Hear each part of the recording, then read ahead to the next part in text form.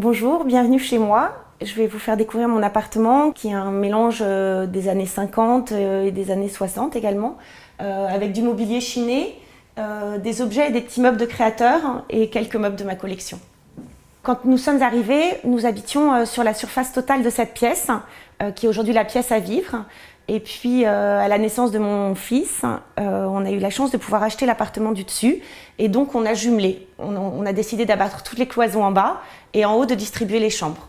Notre premier souhait, ça a été de tout casser pour avoir une grande pièce à vivre et de faire une cuisine ouverte qui nous permettait de surveiller les enfants, de préparer à manger, d'avoir une vue sur l'escalier, parce qu'ils étaient petits à ce moment-là. Là, nous sommes dans la partie salon de la pièce à vivre.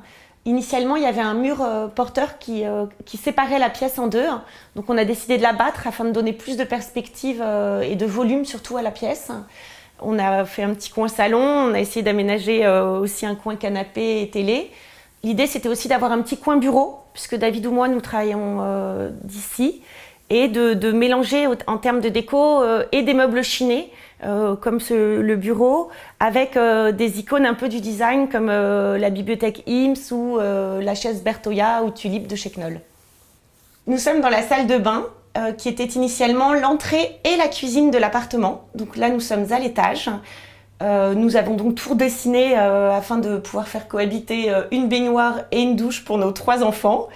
Et puis, afin de donner plus de cachet, on a mis une tomate ancienne au sol que j'avais chinée.